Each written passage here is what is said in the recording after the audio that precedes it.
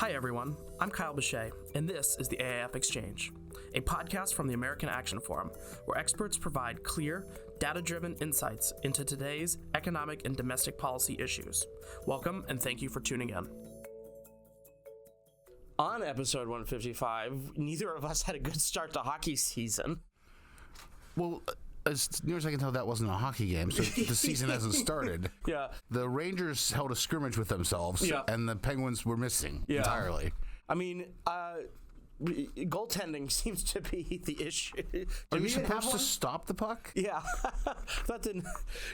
Some of the worst goals I've ever seen. And then football season hasn't treated us very well either recently. Yeah. We've got to be the only team in the league that can get a quarterback controversy going on a 3-2 team that's lost 2 in a row. I mean, come on. Usually there has to be something at stake. Yeah. Well, speaking of, we're going to Drake May. It's Drake May time. So rookie. It's time for the rookie, apparently. Yeah. Well, it's October, right? Yeah. So so instead of being miserable this entire podcast, we probably should just actually talk about what people want to hear. We're done? All right, I'm going to do the intro. Here we go. On this episode of the AAF Exchange, a paused port strike, a sizzling September jobs report, and an economics of disaster relief. Joining us to discuss all of this, AAF's Douglas Holtz-Eakin. Doug, thanks for joining us. Always a pleasure. Thank you. So before we get into today, let's do everybody's favorite section and tell us what's been on your mind recently. It's probably presidential campaign fatigue, but the Harris proposal for a home health benefit in Medicare just makes me want to cry. So the basic proposal is to cover some basically long-term care kinds of services in the home through Medicare, and that is not in and of itself a crazy idea. It's not a crazy idea, in my view, to deliver as many services as possible to seniors in their homes. They want to be in their homes. No one wants to be in a nursing home. It's not crazy to have long-term care services and traditional health services delivered, like when you're there to help someone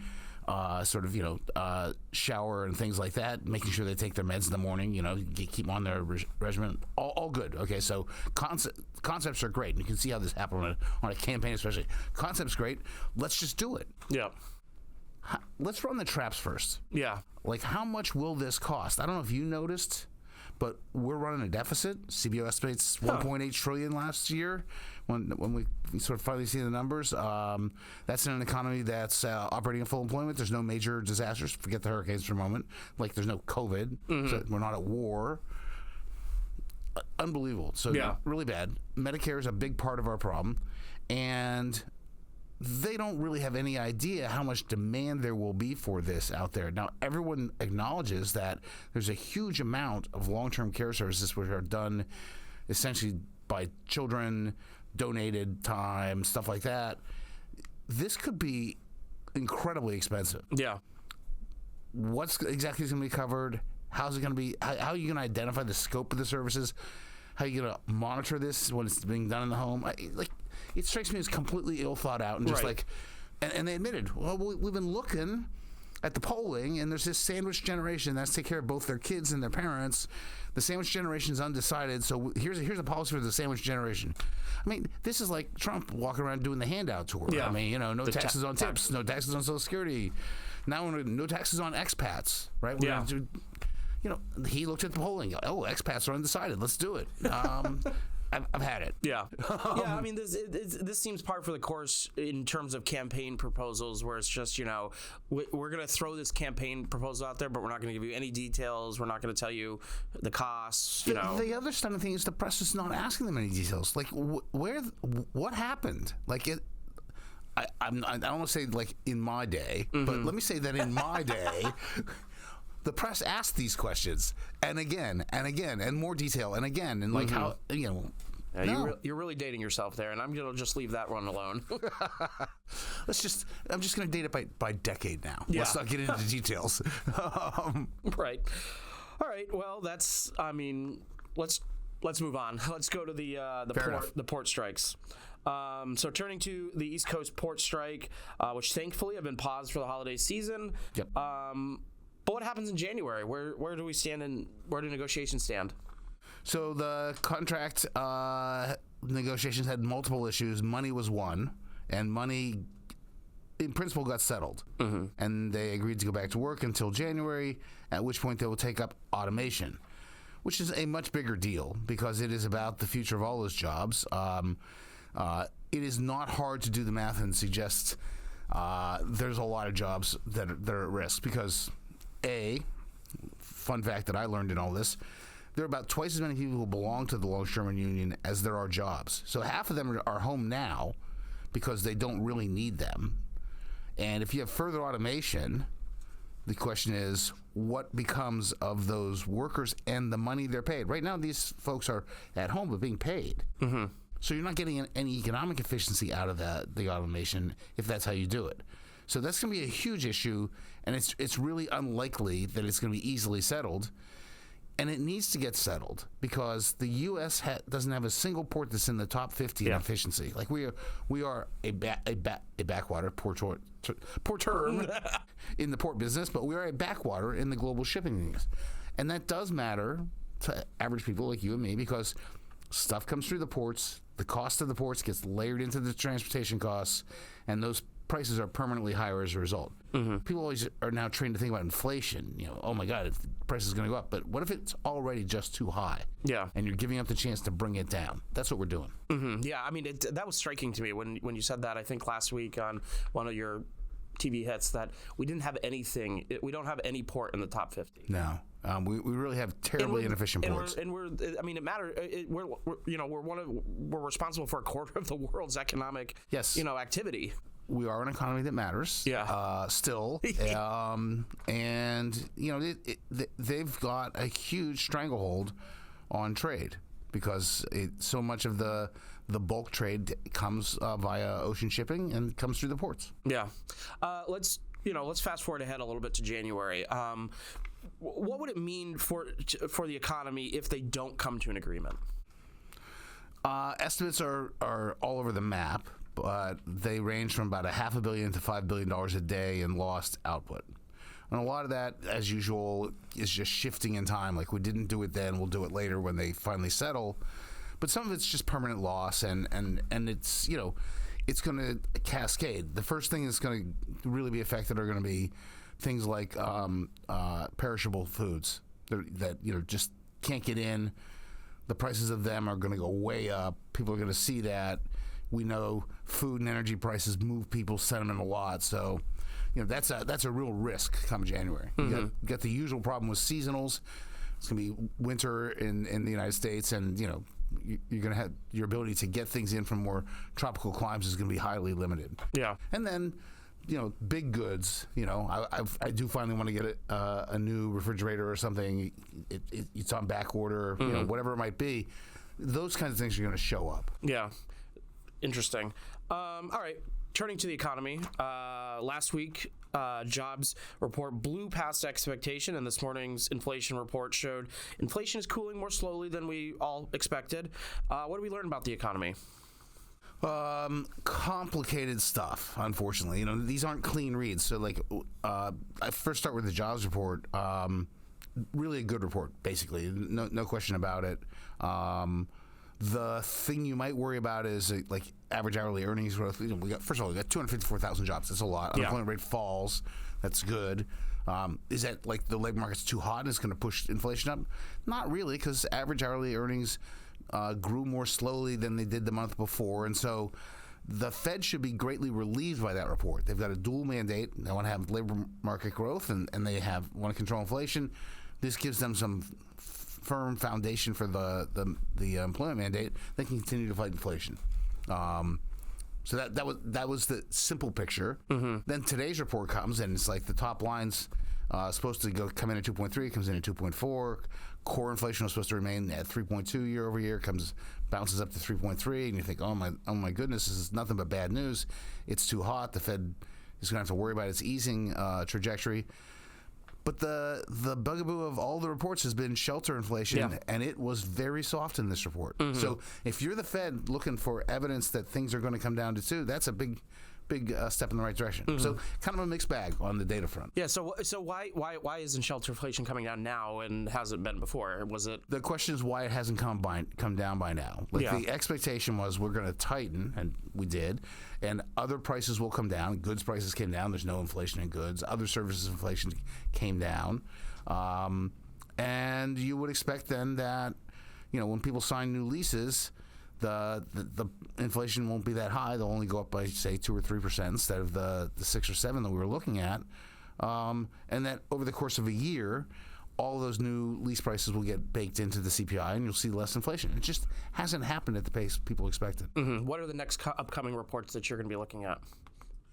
One of the reasons that I think this report was pretty important was it's a clean read on the economy prior to the hurricanes. So, we're going to get the the PCE price index, the personal consumption expenditure price index, next week. Yep. That'll look at that. That'll also be relatively unaffected by the weather. But after that, we're going to get a couple of months of data that are going to be heavily affected by the survey week. The survey week for the employment report is the week that contains the 12th. And so look for messy reports. So what do these mixed reports mean for the Federal Reserve and future rate cuts? I think they're locked in to, if you're just looking at the level of rates and the level of economic activity and the level of inflation, they think rates are too high given the other levels. Inflation has come down a lot. Economic activity is relatively robust.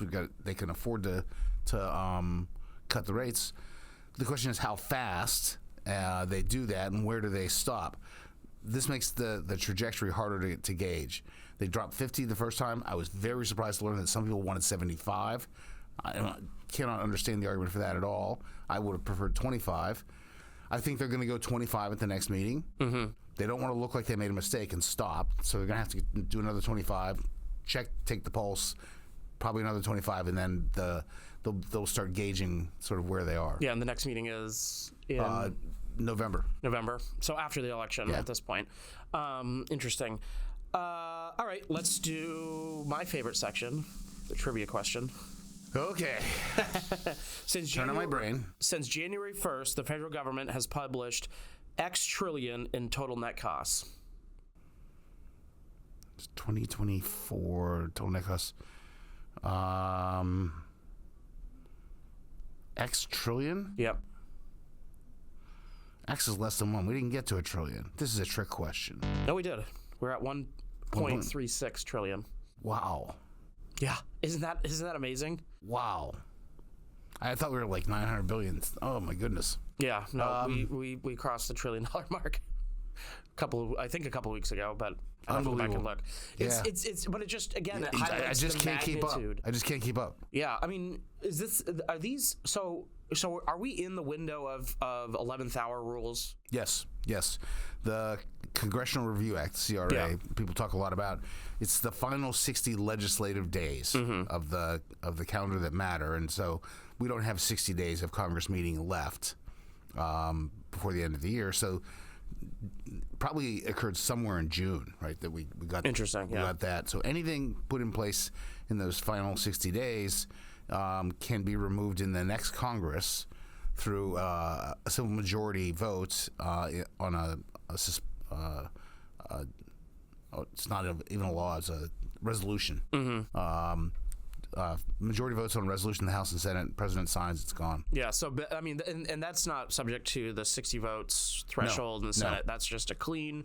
There's some fast track procedures for getting them out of committees and getting expedited floor votes, things like that. Yeah, like some sort of petition process. Simple majorities in both House and Senate. Yeah. So that'll be. So I'm assuming, based off of the level of. Yes. I mean. Regulation we're going to be looking at. I forget the number now. Dan Goldbeck has this nice tracker, the CRA tracker. There have been a remarkable number of rules that have been rejected by the House and Senate and then vetoed by Biden. I think we're at something like 13, 14, 15 rules that have already, on a bipartisan basis, had people say no. Is it a particular issue area that we're seeing a lot of this on, or is it just across the board? It's across the board. very aggressive, obviously, in climate-related regs. I was wondering because I know like the mansions of the world obviously don't like a lot of these. The CAFE standards, which are intended to outlaw gasoline-powered cars. Case in point, very expensive. That was, I think, almost $1 trillion rule by itself. Yeah, interesting. All right, let's do our final topic. In the aftermath of natural disasters, particularly those on the massive scales such as Hurricanes Helene and Milton, there's often confusion about the economic impact. Yeah. Walk us through the economics of the recovery. So the storm comes through, and there's enormous destruction. And people somehow forget that when they start doing the economics, but there's a lot of wealth destroyed. Physical properties, businesses, homes, public sector properties, infrastructure, things like that, they get destroyed. So that's a pure loss.